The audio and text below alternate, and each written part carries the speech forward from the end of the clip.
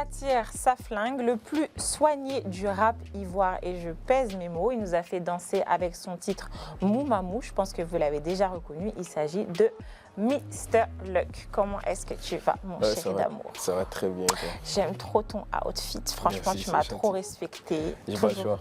Toujours stylé. On adore. On adore. Alors là, tu arrives avec ton petit dernier qui s'appelle Sarah. On aura le temps d'y revenir. Okay. En attendant, on va faire un petit retour en images. Mr. Luck, c'est ça, Magnéto. Yeah, c'est ton boy Mr. Luck là qui est le king of yop, toujours top, jamais dans le flop, qui te petit nakata.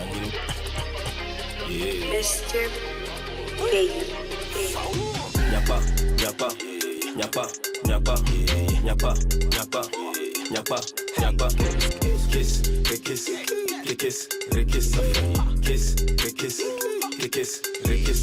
ça se graine, rekish, à checker, dépouisse, zigay.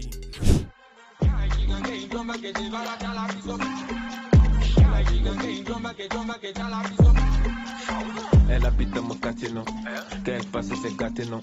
La petite, elle s'est cassée tête. Si t'as goûté, tu peux plus te passer tête. Elle me cala pas, paye tes jours, y'a pas les tagada. Où sourive barrage? En bas de moi, tu veux parler? Je suis en canne, je suis dans l'allée. Je pull up, sale. Des mains, je remplis sale. Tu parles mal, tu parles de quoi? Tu parles, je baille. C'est quoi les bails? Mon move dans le bang, c'est le flow acquis. T'es mal le style, c'est le flow acquis. Mais comment ça, j'ai le flow acquis? Je suis unique comme un genre, j'ai le flow acquis. Je veux bloquer mon langue. Il est malade de l'aller. Sans forcer et t'appuyer. Tu me testes et t'as resté. Donc j'ai le veski en moumamou. J'ai le veski en moumamou. Alors, mon Lucky, tu fais très peu d'apparitions, tu te fais très rare. On entend beaucoup ta musique un peu partout, mais on ne sait pas vraiment d'où tu viens. Avec cette fraîcheur, c'est sûr que tu as dû bouger un peu. Donc, est-ce que tu peux m'expliquer un peu ton histoire? Bon, faut savoir que Mr. Luck, c'est un enfant de Yopougon. De Yop. D'accord. Donc, mangeur de porc. Et pas le champ.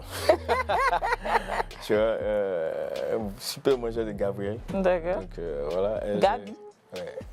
Je suis né à Yopougon. Ouais. Et j'ai grandi à Yopougon, CDC, terminus 40, palais de la justice, et puis au Toit Rouge aussi.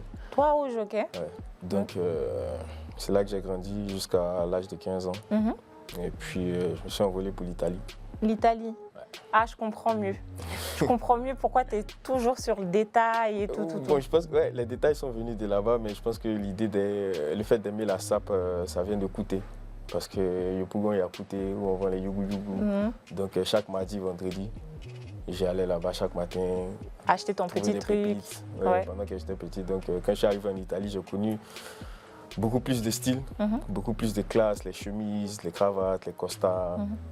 Des gars élégants, quoi. Donc, donc tu es un mec d'Italie? Ouais. Ok, je sais que tu as fait un petit crochet en France. À Paris aussi. Ouais. Tu as fait un crochet en France. J'arrive en Italie en 2005. Ouais. Et après, je crois, avec 2011-2012, il y a eu une crise économique.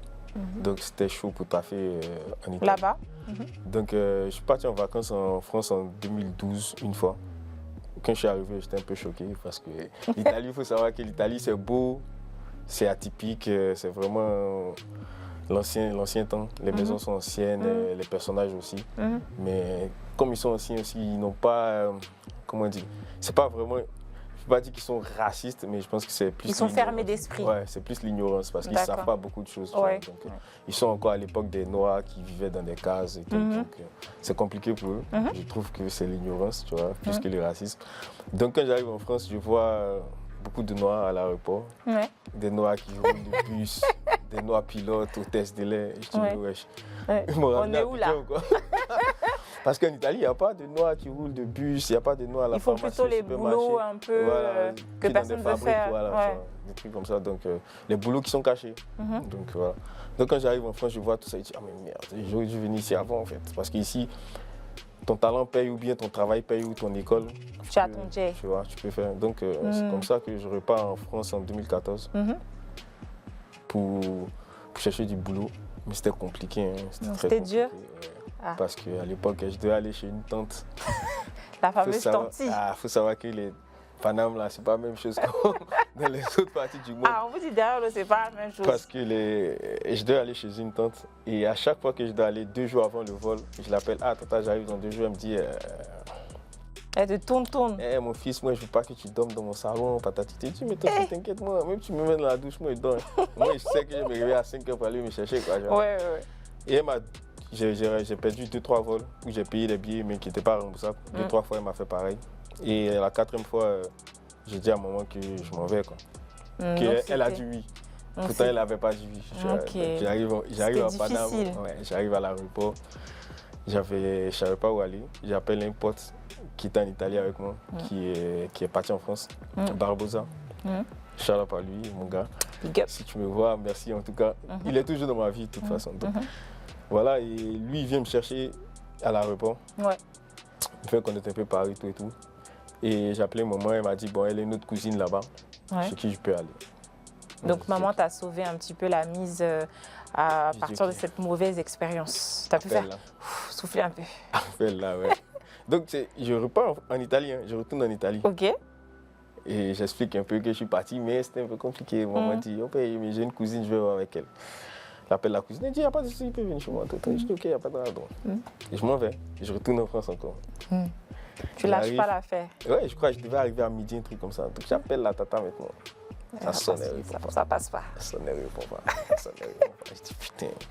Elle habitait à Bobigny, Pablo Picasso. Ouais. Donc je sais pas comment on fait pour arriver.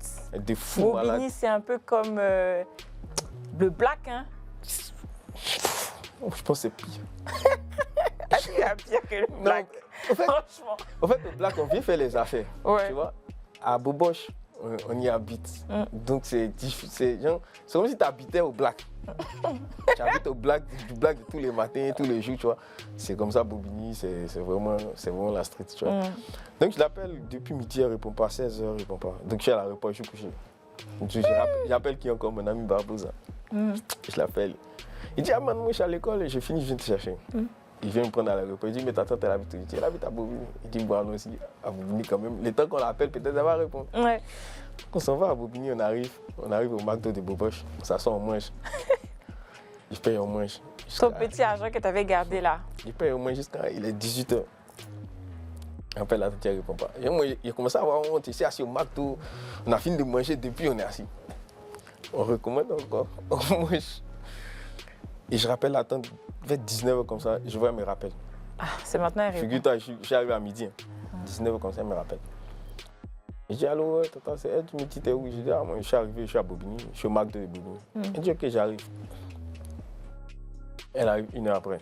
Donc, je me dis, on va prendre un autre train, on va faire un autre voyage. Ouais, on va tourner un peu. Genre, on sort du centre commercial de Bobigny, genre, sa maison à 200 mètres, 300 mètres, son bâtiment est là. Donc, tu étais juste à côté. J'étais là, je dis, ah, bon, je sais pas, le pauvre, elle est venue, il sait où elle dormit. Donc, on va à la maison et tout. Et je dis à mon pote, je dis à ma tante, je vais raccompagner mon ami et tout. Elle me dit, ok. Donc, je descends, je vais l'accompagner. 10 minutes après, elle m'appelle. Quel est le supermarché, sa carte ne passe pas. D'aller payer quoi. J'ai dit, d'accord. Elle dit de venir l'aider, que sa carte ne passe pas. Si j'ai un peu d'argent, que je peux payer. Je lui demande la somme, elle dit non, viens, t'inquiète. Okay. Je crois qu'il me restait un truc de 160 €, un truc comme ça. À peu près 100 000. 100 000, ouais. J'arrive, elle a fait les achats, vin, alcool. Tout ce qu'elle devait prendre, quoi. Bon, après, il me dit que c'est son argent. J'arrive à la caisse 120 €. Je paye 120 €. Dans 160 €, il me reste 40 €. Oui. Ici, là, il ne croit pas. Donc, je me dis, bon, de toute façon, c'est ma tante. Donc, après, elle va me redonner. Je suis là, il attend. Juste que je dis, il attend.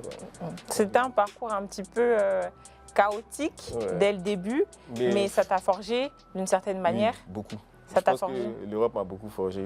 Beaucoup de trucs, ça m'a rendu un peu plus peu réaliste, plus réaliste des choses et ne pas forcément compter sur l'aventure aussi, j'ai qui appris que ce beaucoup. soit. Alors, moi, je vais rebondir sur le fait, parce que tu nous as raconté une anecdote. C'était un peu... C'est triste, mais c'était drôle un peu quand même. Moi, je trouve ça drôle aujourd'hui. C'était drôle un peu. Mais justement, en faisant ces allers-retours-là, qu'est-ce qui t'a donné justement cet amour de la musique, en fait? Comment t'en es venu à faire ça? Parce que je sais que tu rappais en italien. Ouais. Tu rappais en italien. Après, bon, je te laisse un petit peu expliquer.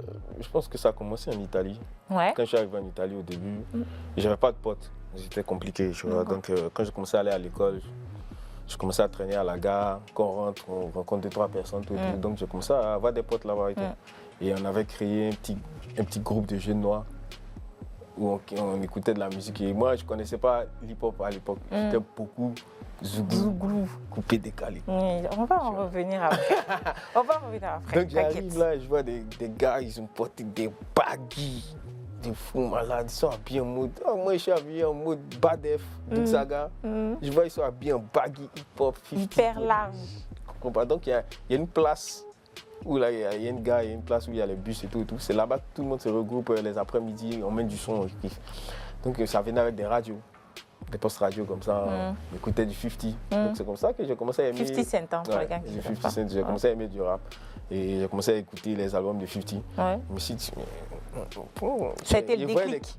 Je voyais les clips, les bling soignés, je me dis non. Mais c'est plus le côté artistique, image qui t'a plu. C'est beaucoup plus le côté image des rappeurs qui m'a plu, qui a fait que j'ai voulu devenir rappeur. Ouais, c'était même pas l'essence des punchlines, des rimes, des couplets, des sonorités. C'est genre vraiment l'image. Quand je voyais des clips de Shingy. Shingy à l'ancienne, Writer. Nelly. Et tu dis, ah ouais, le mec, c'est une gaine de fou. Toi aussi, t'as voulu faire pareil. Voilà, c'est ça qui m'a amené au truc. Et j'ai commencé à monter des baggy, des foubous, des ensembles foubous. J'ai commencé un peu. Et puis, c'est de là que l'amour du rap a commencé. Et j'avais un pote qui rappait en italien, un blanc, un italien qui rappait. Et il m'a appris un peu.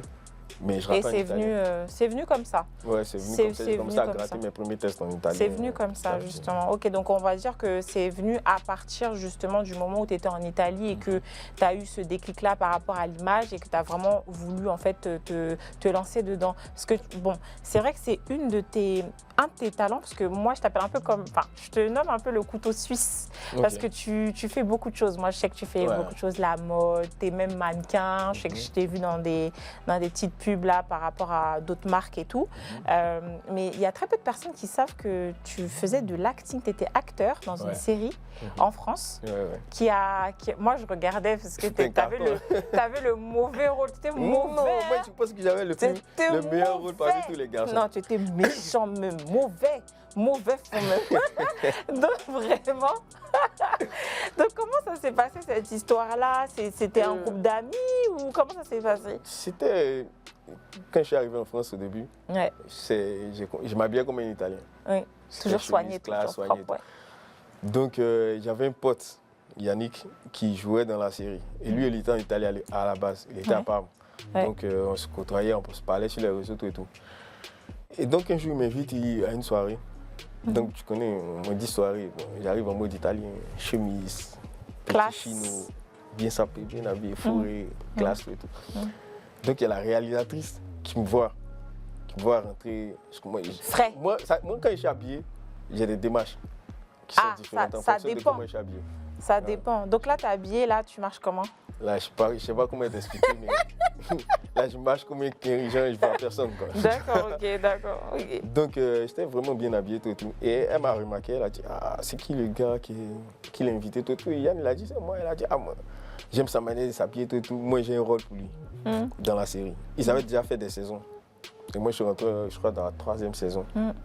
Elle a dit, ouais, j'ai un rôle pour lui, je le vois vraiment bien dans le rôle que j'étais en train d'écrire, mais j'avais personne. Mais lui, je pense qu'il peut faire le truc.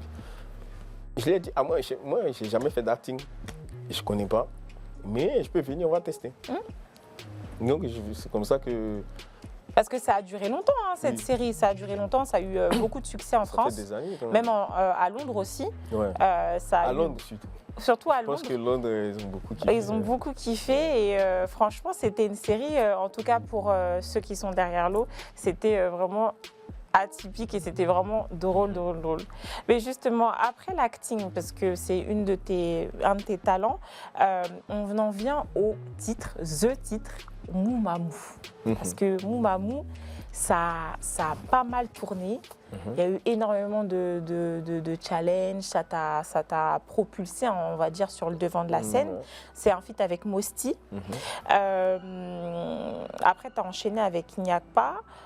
Justement, moi, j'aimerais savoir, parce que c'est à peu près la même formule que tu utilises, comme une sauce, tu utilises toujours les mêmes ingrédients. Il y a toujours une touche de zouglou avec une touche moderne. Mais j'ai une question à te poser, est-ce que tu trouves pas que... Est-ce que tu n'as pas peur, justement, qu'on pense que tu fais toujours du sample, en fait, de certains sons pour justement avoir, on va dire, la fame de l'ancien son sur ce que tu fais? Pas du tout. Ouais. Mais je pense que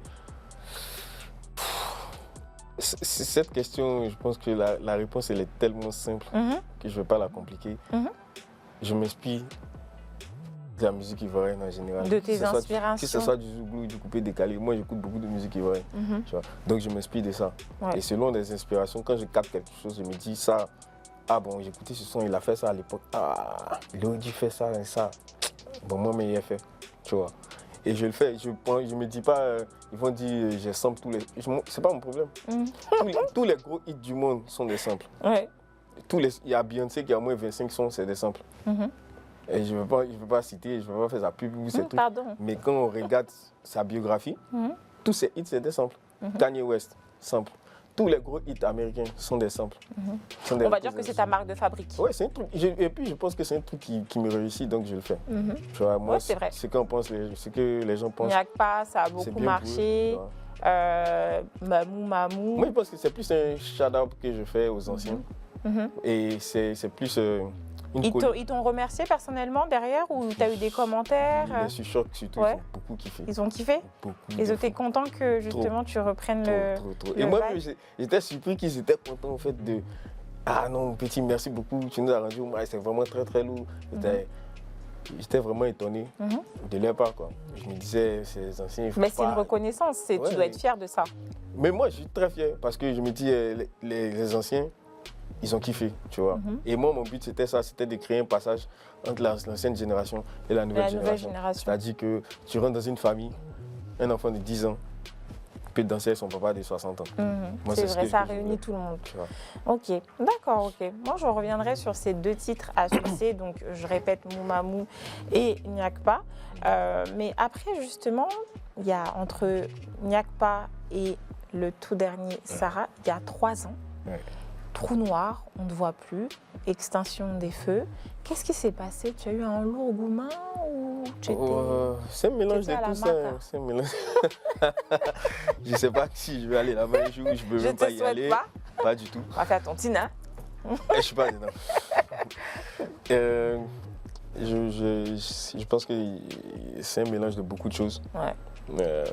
À l'époque, on travaillait ensemble avec un collectif qu'on voulait créer à Paris, qu'on avait créé à Paris. On va revenir, voilà. vas-y. Tu vois, il y a eu beaucoup de petites discussions entre nous qui ont fait que le collectif s'est un peu séparé. Oui, justement, donc je devais reprendre mes trucs solo, je préparais mon projet, pas mon premier EP, mais mon deuxième EP. Et je le préparais et je prenais du temps aussi parce que j'étais en couple.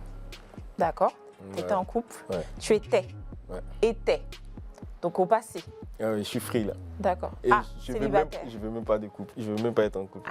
Donc ça veut dire que ça s'est très mal passé alors? Non, c'est même pas parce que ça s'est très mal passé, mais il y a beaucoup de trucs. Quand tu es en couple, il y a beaucoup de trucs que tu dois faire? Tu dois faire. Et j'ai vraiment pas le temps pour ça. Il faut que je sois concentré sur moi-même. D'accord. Au jour d'aujourd'hui, la priorité, c'est moi. Peut-être dans 5 ans, 6 ans. 5 ans? Donc en ce moment-là, pendant ce temps-là, ça sera des one-shot quoi? C'est pas des one-shot. Si tu veux, ceux qui sont là, c'est bien. Si tu n'es pas moi, je m'en balle. Je n'ai pas de pression. Tu veux pas qu'on te... Y a pas qu'on te prenne la tête, quoi? Non, voilà. Et c'est pas que quand quelqu'un va venir dans ma vie, elle va changer ma vie. Elle va rien m'apporter d'extraordinaire. Il n'y aura pas de... Ma poche ne va pas changer. D'accord. Mon compte en banque ne va pas évoluer. Ah, tu sais pas, hein? Si tu fais évoluer mon compte en banque, il y a pas. Je peux me mettre en couple demain, direct. Demain, on s'en va. Il faut un couple en même temps. C'est beau. Vite fait, mais parce que je vais te respecter pendant qu'on est en couple là. Ok. Je vais te respecter. Ce que tu veux, je vais te donner. Mais mon compte en banque grossit. Ah donc, je suis plus relax. Mais je suis avec toi, mon compte en banque diminue. Et j'ai des problèmes encore et tu me casses la tête. Ah, D'accord, ok. je peux pas, tu vois. D'accord. Bon, les filles, vous avez entendu? Oh, Voilà. d'accord. Si ton papa n'est pas dans le gouvernement, on ne cause pas moi. Non, je rigole.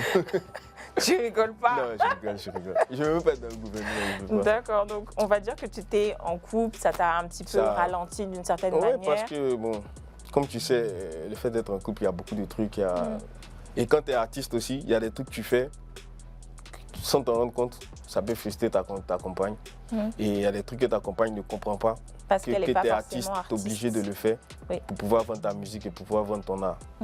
Donc, il faut trouver une personne aussi qui va comprendre ça. Et pour trouver une personne qui va comprendre ça de nos jours, c'est très C'est difficile. très compliqué, mais je te souhaite de trouver. Non, je l'espère en tout cas. Mais je ne cherche pas. en vrai. Ça va arriver. Voilà, si ça vient, si moi, il prend.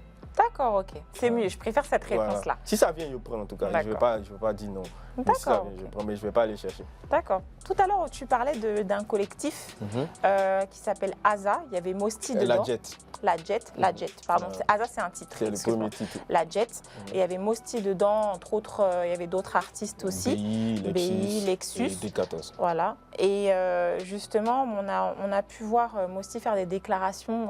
Elle était un peu émotive, où elle parlait justement des problèmes qu'elle a pu avoir avec son ancien producteur. Je ne vais pas citer son nom ici, qui faisait partie aussi de ton De collectif, l'équipe, parce qu'il ouais. s'occupait aussi De la de toi, réalisation des clips. de la réalisation des clips et un petit peu de ton image aussi, je pense. Non, mon image, c'est moi. D'accord. L'image ton de Mosty, c'est moi aussi. D'accord. Au niveau de la prod, c'est ça? Il était producteur de Mosty. Et en même temps, il s'occupait des réalisations du clip.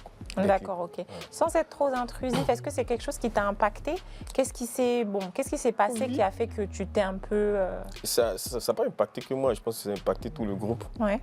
Parce que le fait de se diviser au moment précis où on était vraiment dans une ascension fulgurante, je pense que ça a déprogrammé tout le monde. Tout le monde s'est dit, il faut qu'on prenne un peu de recul. Parce qu'il y a des trucs qu'on a trop laissé aller, il y a des trucs qu'on ne voyait pas. Et quels sont ces trucs-là? Est-ce que tu peux m'en citer au moins? C'est un peu compliqué, c'est délicat.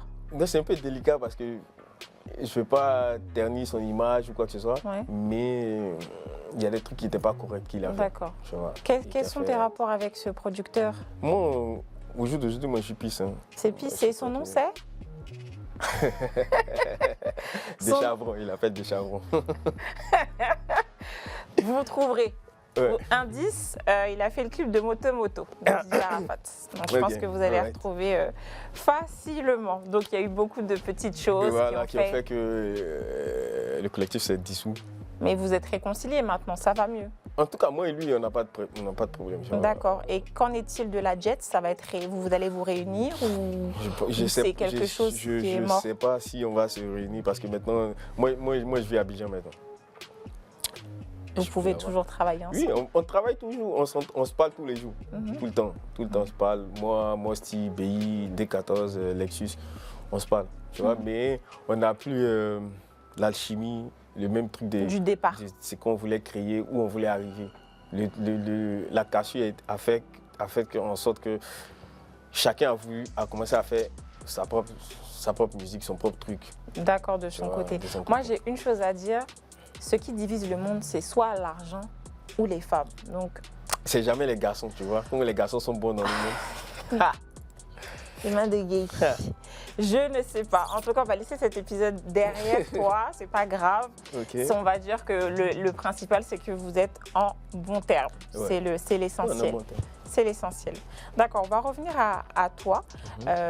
Comment tu te catégorises? Parce que tout à l'heure, tu nous parlais justement de l'ancienne génération et de la nouvelle génération et que c'était un shout-out que tu faisais justement à ces pairs-là du Zouglou.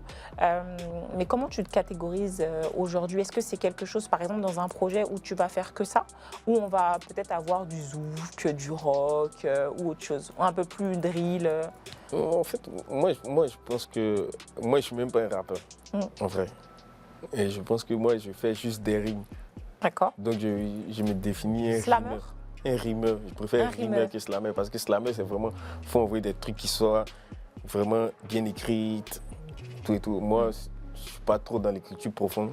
Je faisais avant, mais j'ai trouvé que ça paye pas. Ouais. Donc, Ça paye pas. Non, la preuve, moi, il n'y a aucune écriture, c'est juste... C'est de l'ambiance. Voilà, les gens, ils ont besoin de s'ambiancer, ils ont envie de kiffer. Ils ne sont pas dans l'écoute des paroles au jour d'aujourd'hui. Il ne faudrait pas qu'on se montre. Donc, je ne me vois pas en train d'écrire des trucs de fou. Avant, je le faisais parce que c'était le rap, c'était ça. C'était dans l'ambiance hip-hop, voilà. comme tu disais. Mais maintenant, moi, je me définis plus un rimeur parce que je pense que je fais des rimes sur n'importe quel type d'instru. Tu m'envoies du rock, je fais des rimes. Tu m'envoies du zouk, je fais des rimes. Tu m'envoies de la house, je fais des rimes. Peu importe où tu m'envoies, moi, dans ma tête, je sais que je dois faire des rimes, c'est tout. D'accord, ok, d'accord. Des sorties calculées, très calculées. Tout ce que tu fais, c'est très... tu fais rien au détail, j'ai remarqué.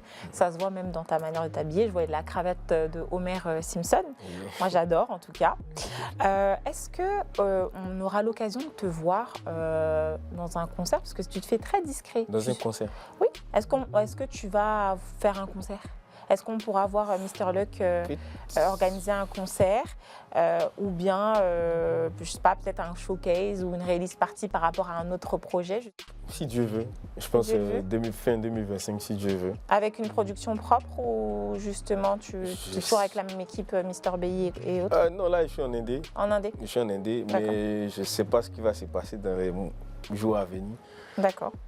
Mais je pense que je sortirai un projet, un EP en 2025. Donc, fin 2025, j'organiserai des release parties ou des concerts. Prochainement. On va faire vite parce qu'on n'a pas beaucoup de temps. Okay. On va faire une petite rubrique confession. Je vais te poser 3 questions. Tu me réponds tac au tac. Ok. D'accord? Yes. C'est parti. Ton plus grand regret, c'est quoi? D'être gentil. D'être gentil. Ok. Mr Luck, est-il un cœur à prendre? Bon, de toute manière, on a déjà eu la réponse. Prenez-moi un cadeau. D'accord. Et à qui as-tu dit je t'aime pour la dernière fois? À moi, je sais. Tu m'as envoyé un message ce matin à 8h05. Je crois que ça doit être mes petits frères ou ma maman. D'accord, à maman. Ouais. Ok, d'accord. C'est sur cette dernière petite rubrique qu'on va se dire au revoir. Mais en attendant, je rappelle que Mr Luck, son dernier titre est toujours disponible, Sarah, sur toutes les plateformes, YouTube, etc. Vous pouvez aller streamer, aller lui donner de la force. C'est un beau gosse, il est beau, il est frais. Et en plus, il est célibataire. Donc, allez lui envoyer un petit DM, les filles. Hein, pas les garçons. Hein. Bon, en attendant, je vous dis au revoir. Et puis, bisous, bisous, bisous, bisous. Mouah.